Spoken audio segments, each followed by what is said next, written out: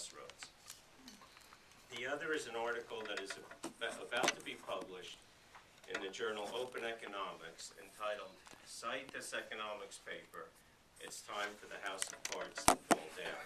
And I've given out copies of that.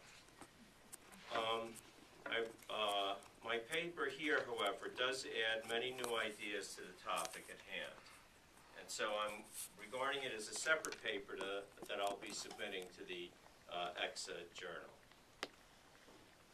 One of the terms that I discuss in the paper and in my earlier work is the concept of literature-only economic theory. Literature-only economic theory does not represent all of economic theory. Some economic theory is literature-only and some is not. I define it in terms of 3 criteria. It must meet every one of these criteria in order to be literature-only economic theory. One is that it relies on strong arbitrary assumptions, and if those assumptions were replaced by other equally defensible assumptions, then its findings would be completely different. 2, it goes so deep into highly mathematical constructs that it is generally incomprehensible to nearly everyone, including other advanced economists who are adept in mathematics. It is comprehensible only to the few people in the world who happen to be thoroughly familiar with its particular thread of mathematical modeling.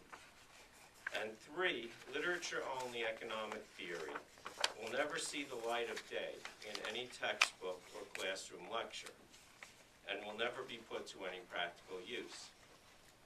So if we do see it in a textbook or a lecture, then it does not meet this criterion, and it is not literature-only economic theory. In short, literature-only economic theory serves only one purpose, which is to be published in a technical journal, and to be accepted for publication on the basis of its impressiveness to the journal's editors and reviewers. At the top of the slide, I have a very small sample of what literature-only economic theory looks like. By the way, there is nothing in these criteria that says that literature-only theory cannot be empirical, i.e. cannot analyze data. Empirical studies can also fall under literature-only economic theory. And by the concept of theory, I'm also including econometric theory. I say this because many people have responded to my critique of the profession by saying that I am mistaken because published works in top economics journals today analyze data. Because data are analyzed does not automatically exempt studies from being scientifically invalid, nor does it exempt them from the criticism that they were produced only to be mathematically impressive. Let us now put this aside for the moment and consider the distinction between 2 things: the scientific pursuit of useful knowledge versus competition in an intellectual game of amusement. The first involves a commitment to make the world a better place and to honestly understand causality as an end in itself, regardless of whether such knowledge can be directly applied. The second is about having fun and taking pride in being able to win the game. Of course, as I show here, both are also motivated by fame and fortune. For many people in the economics profession, and for many economics students, it is obvious that the generation of literature-only economic theory is a legitimate science, and not merely an intellectual game of amusement. In fact, I would say that it is as obvious to them as the difference in colors between the 2 middle squares in the Rubik's Cube in the next slide. We can see with our own eyes, if we are not colorblind, that the top middle square is dark brown, while the middle square in the front side is light orange. These colors are completely different in the same way that literature-only economic theory, as a supposed legitimate science, is completely different from any intellectual game of amusement, like chess. But bear with me for a moment. I want to take a deeper look at this Rubik's Cube. I'm going to start blocking off parts of it, and without changing any of the colors in any of the squares. All I am doing is blocking them out, and as I go, and as I do this, you can stare at the two middle cubes to be totally confident that I did not change their colors.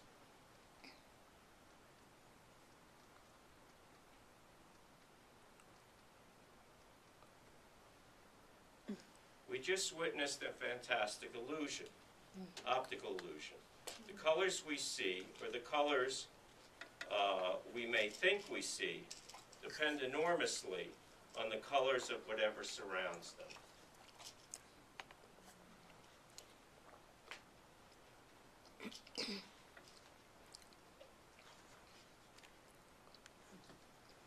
Squares number 1 and number 2 are essentially the same color, but because of their environment, one looks dark brown and the other light orange. The same illusion takes place in the view that many people, especially many academic economists, have of literature-only economic theory.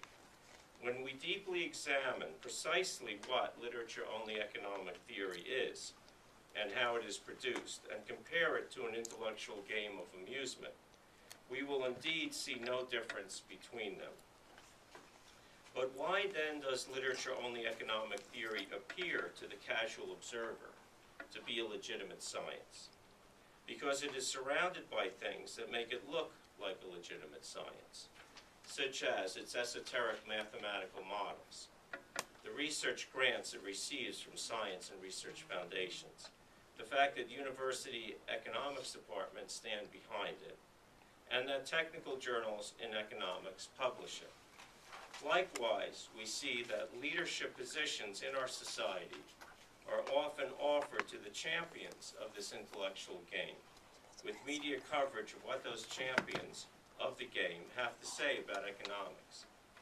And we see these champions surrounded by naive believers who are simply too impressed with the mathematics of their theories to question the scientific legitimacy of those theories.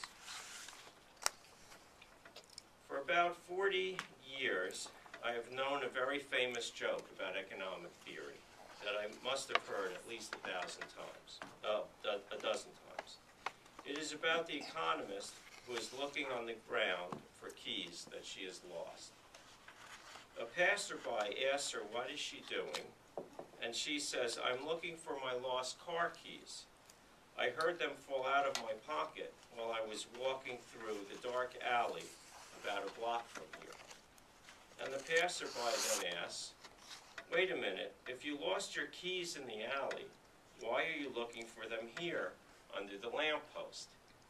And she answers, because the light is better here. The idea of the joke is that economic theory is the light that enables us to see and in some way make progress in understanding things, even if it is removed from reality. This has been handy propaganda that the profession has used for generations to support the prevalence of literature-only economic theory. But in fact, the exact opposite of this metaphor is what has happened to much of the academic economics profession. In most cases, the real light is simple, logical, observable truth. In these cases, the keys did not fall in the dark alley. They fell right under the lamppost, and they can easily be seen and retrieved. But economists working on literature-only economic theory do not want to look for the keys under the lamppost, even when they know the keys are there. They want to look for them in the dark alley instead. Many of them appear to have no genuine interest in finding the keys. Their interest is to show off how they can proceed through the dark alley, to demonstrate how clever they are in making assumptions to compensate for the darkness, and then pretending to discover something that is intellectually impressive in the process. That is, using simple observable truth will only give you the right answers, but would not be mathematically impressive enough for the journals to publish your work. Here is a simple example, which happens to be only part of certain literature-only economic theory of the phenomenon of human drug addiction, supposedly explaining the consumer behavior of drug addicts. Please note that I am not presenting this with any expectation that you will understand any of the mathematics that is shown here. I myself would not be able to understand it at first sight. I would have to study it for a while, and I have a degree in mathematics. My purpose here is just to show you what it looks like. One of the many absurdities of this optimum control problem, as shown here, is that there is absolutely nothing in it that pertains specifically to drug addiction. The same equations could be used to explain how much toilet paper a person chooses to buy. The model also implicitly assumes, in effect, that drug addicts are more adept at solving advanced mathematical optimization problems than most professional mathematicians.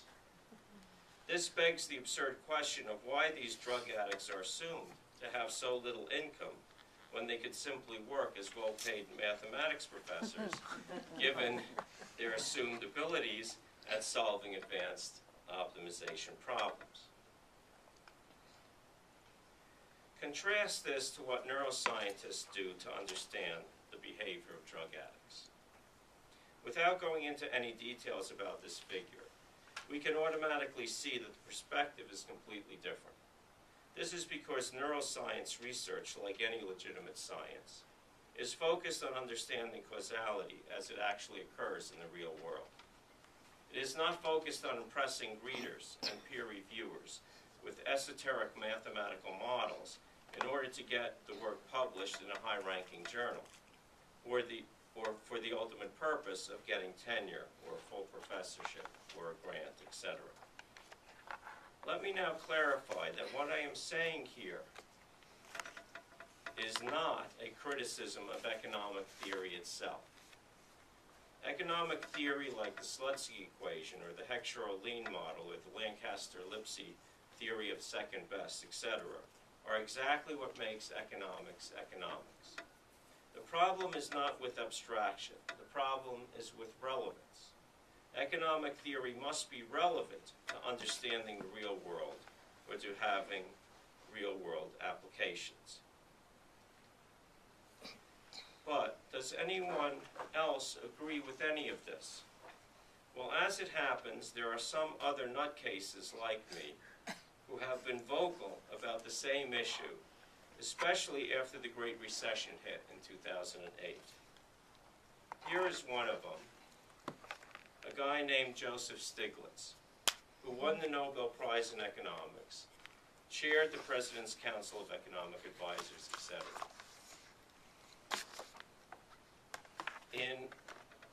He wrote in the Financial Times, "It is hard to understand how peculiar the predominant macroeconomic models were. Many assumed demand had to equal supply, and that meant no unemployment. Right now, a lot of people are just enjoying an extra dose of leisure." Here's another one, Paul Krugman, who said in the New York Times that the central cause of the profession's failure was the desire for an intellectually elegant approach to show off mathematical prowess. This romanticized vision led most to ignore all things that could go wrong.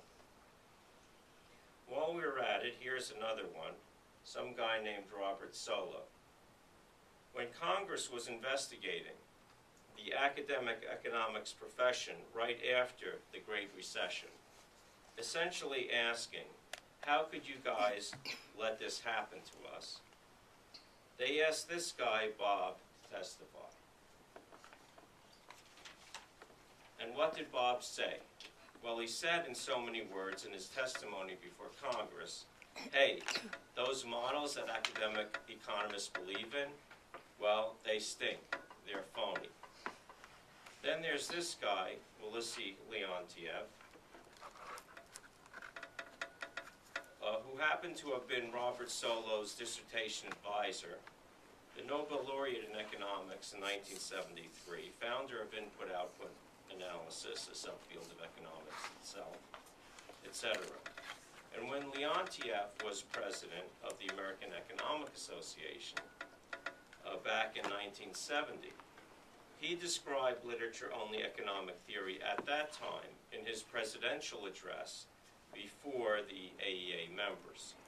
He described this literature as being scandalous and reflecting an unsatisfactory and slightly dishonest state of affairs. I will stop at these four Nobel laureates and rest my case that I am simply not alone in my criticisms of literature-only economic theory.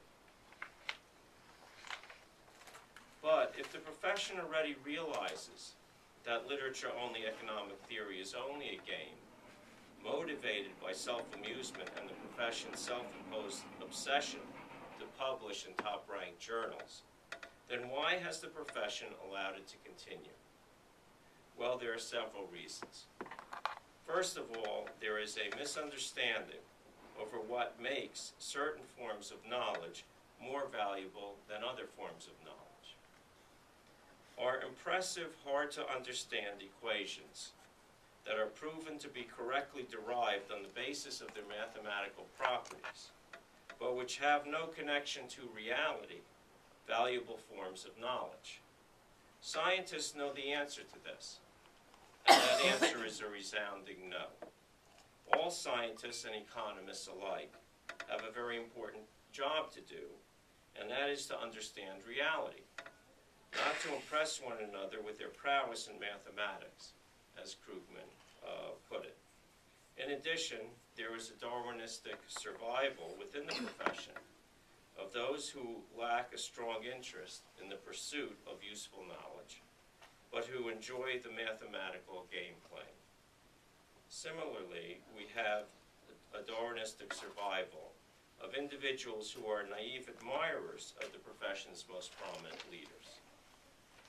And another reason why it exists is that the profession is indoctrinated into thinking that only extremely complex ideas are worthy of interest and attention, as if we must pretend that we are all so smart that we already know all things that are easy to understand.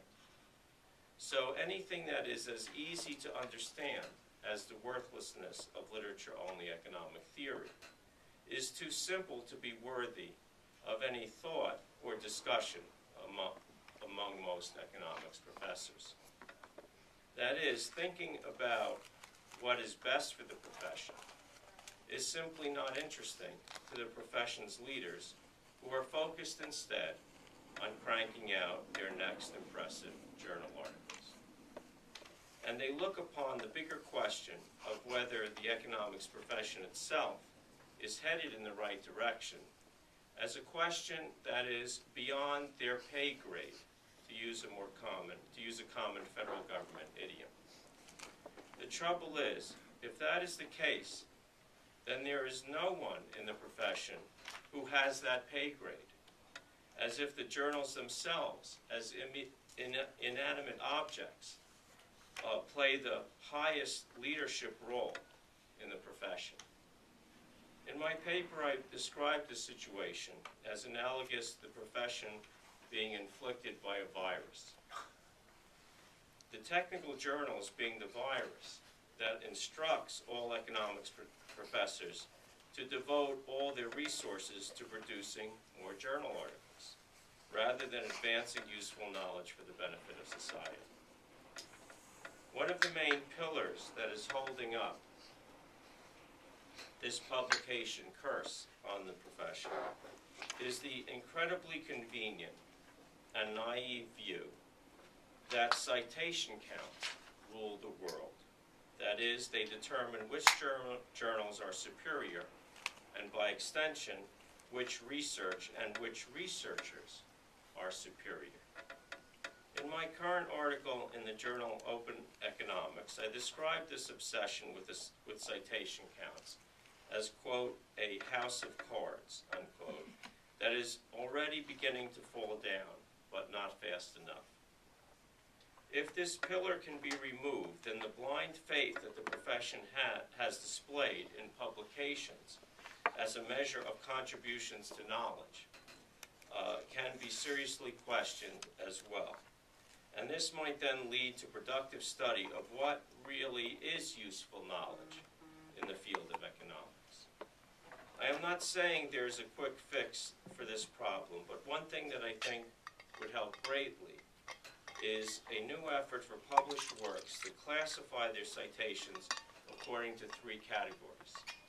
Number one, essential citations, which play a major role in forming the basis of the research. Two, relevant citations, which make a substantive contribution to the research.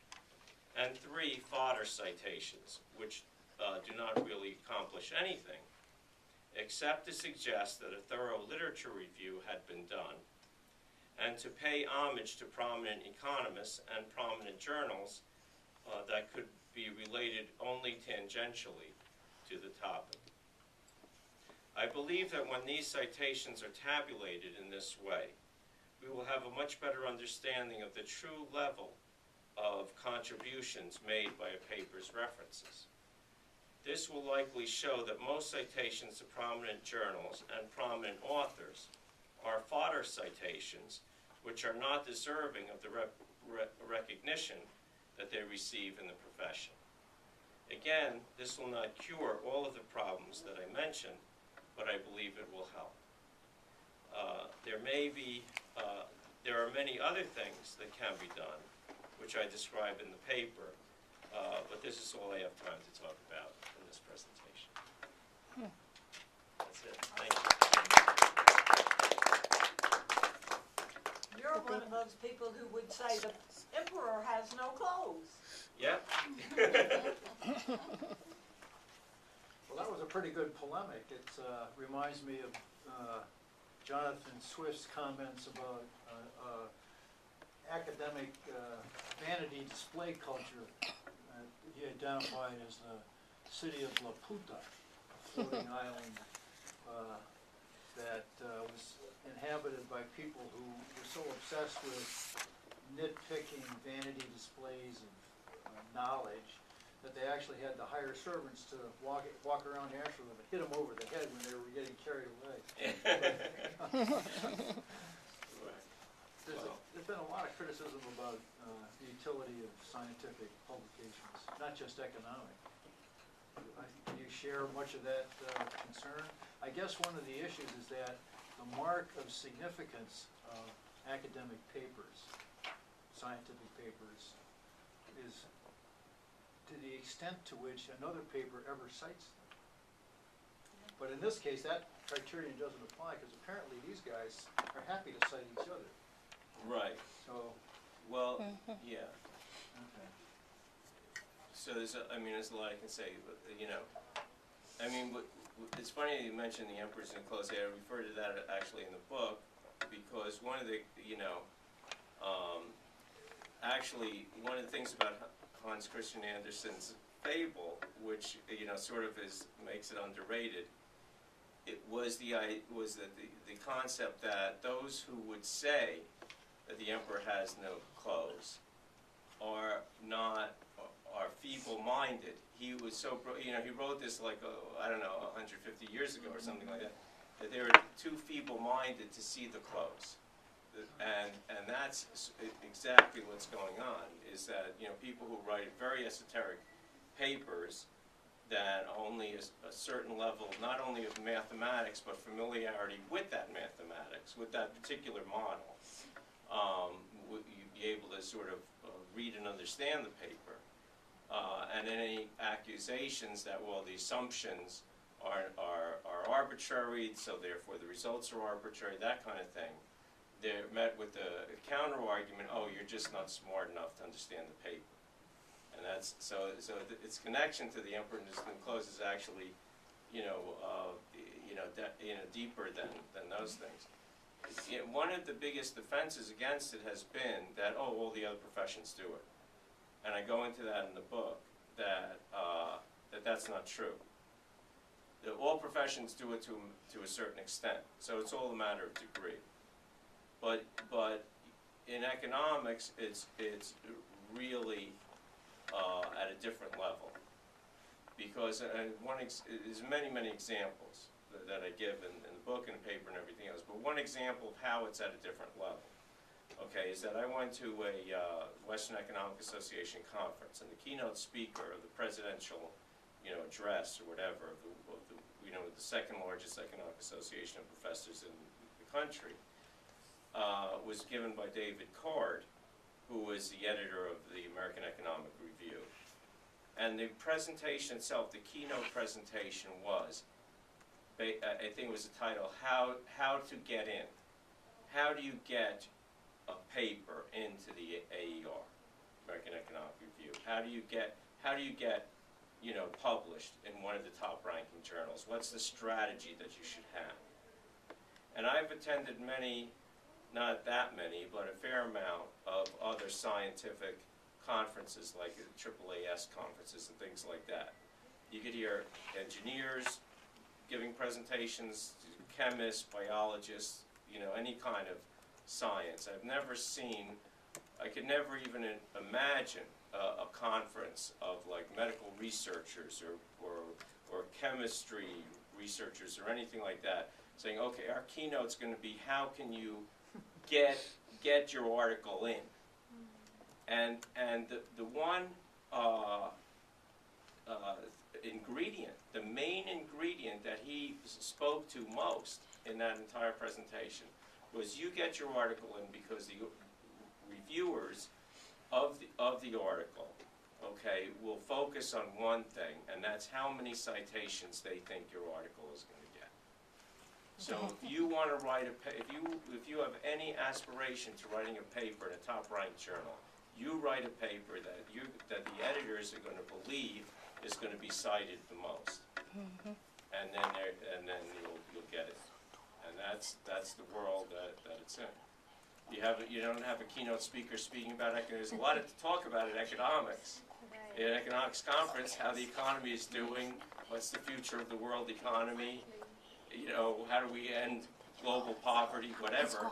He's talking about, how do you get in, and that's where the profession has gone.